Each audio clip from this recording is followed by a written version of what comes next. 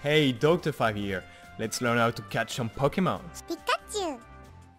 So first thing first, use your index instead of your thumb because your index is always more accurate. Also please turn off your camera. It's gonna make it much more easy because the Pokemon is always gonna be in front of you. So to cover the basics, I will recommend you to just swipe straight. And I have kind of 3 cases depending on how the Pokemon is on your screen. So just as on the example here, if the Pokemon is close to you, you just want to swipe about 1/4 to 1/5 of your screen so the Pokeball can hit him right in the middle.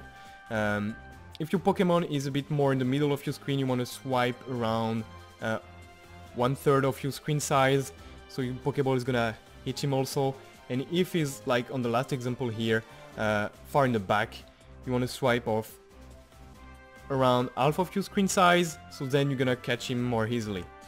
So that's really the basics that I will just recommend. Swipe straight and 1/4 if he's close, if he's right in the middle, 1/3 of your screen size, and if he's far away, half of your screen. So another important feature is the spinning effect. It's gonna give you more experience, we're gonna talk about this later, but first let's just see how it works. So you just basically spin your Pokeball using your finger, and then it's gonna give a curved effect to your Pokeball when you're gonna throw it. It's just simple. If you spin your Pokeball clockwise, you're gonna throw your Pokeball with like a bit of an arc on the left, so it's gonna hit the Pokemon right in the middle. But if you give a spinning effect counterclockwise, then just throw it on the right.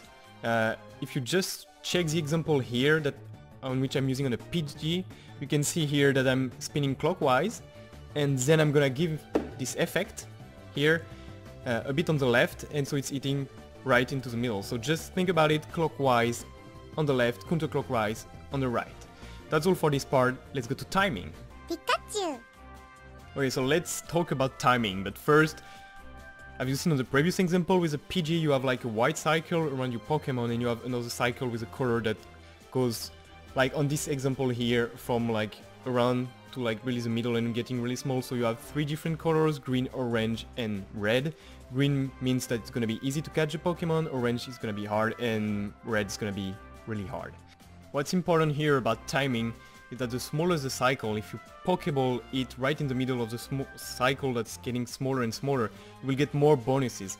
We're gonna come on which type of bonuses you can get later on, but just look at this example here with a PG. You see that I'm trying to get the cycle as small as possible when I throw my Pokeballs, and if I was hitting right in the middle, I will get more bonuses. Smaller cycle, more bonuses.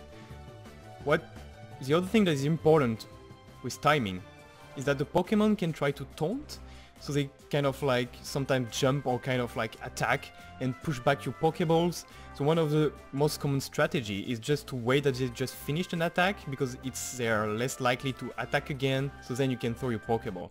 You can see here 2 examples, for one first with a PG.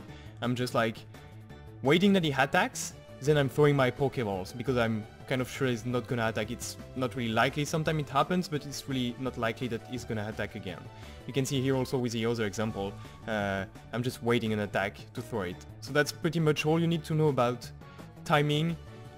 Try to throw your Pokeball right in the middle of the cycle that's getting smaller, and try to hit the cycle right in the middle, and just wait that they attack or jump to throw your Pokeball to make sure you're gonna hit them easily. Pikachu. So now let's talk about experience. Depending on how you throw your Pokeball, you're gonna get some bonuses. You can see some example here of different throws that I have done on which I get bonuses.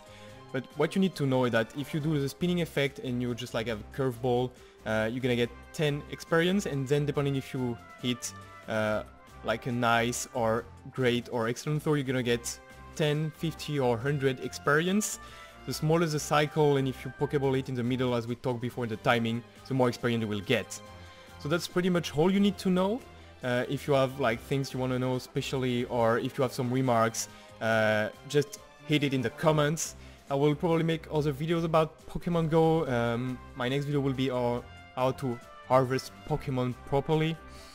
And so yeah, that's all for now. I just want to say one more thing. I'm gonna be a bit like doing my filthy Frank here. But man, when you see all those YouTubers playing from their car I just like all those girls that you're gonna see right now. I just want to say one thing. If you see them, shame. Just shame them. Because that's not how you do it. Please. Okay, that was all for here. I will see you next week in another video.